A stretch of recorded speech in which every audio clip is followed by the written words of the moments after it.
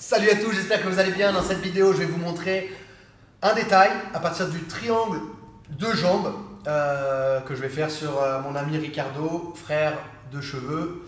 Il est dans ma garde fermée, je vais attaquer le triangle. Et en fait, de là, je vais vous montrer un détail que j'ai compris avec les années. Parce qu'au début, on nous enseignait vachement le triangle. En fait, quand je ferme le triangle, je viens fermer sur la pointe des pieds, c'est pas grave. Et en fait, moi, je faisais ça. Et je me blessais tout le temps à la cheville. J'essayais de verrouiller, de fermer, j'essayais de finaliser. Et en fait, je me faisais une auto-clé de cheville.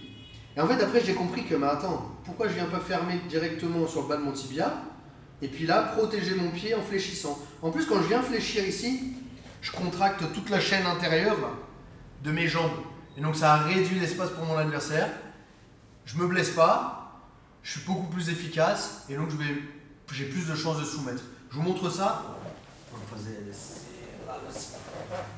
Donc je suis ici, boum, facile, hein, enfin facile, techniquement. J'attrape les poignets, je pousse un bras, je tire l'autre bras, je prends appui, je monte, je récupère sa nuque avec mon mollet. Et déjà quand je vais récupérer avec mon mollet, vous avez vu, mon bassin va déjà un petit peu sortir.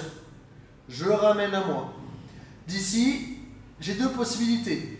On peut venir chercher la tête pour éviter, parce que lui il a besoin de se mettre en, d'avoir une bonne posture, de posturer pour pouvoir défendre le triangle.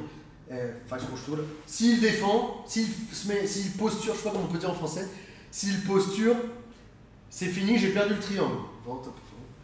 Donc pour éviter ça, soit j'attrape sa tête, soit moi ce que j'aime bien faire, c'est attraper mon tibia.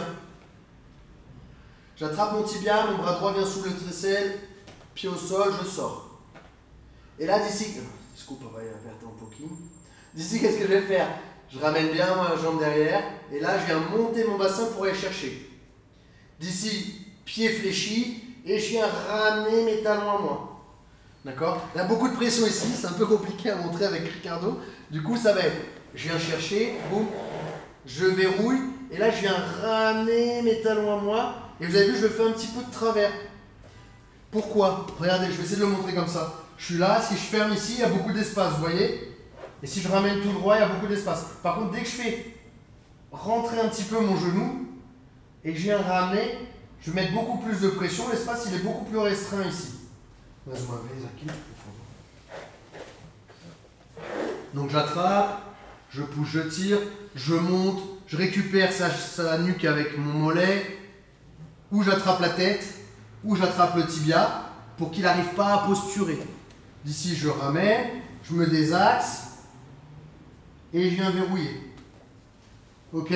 Et en plus, la main sur le tibia, ça me permet de mettre encore plus de pression sur le triangle, sur l'étranglement.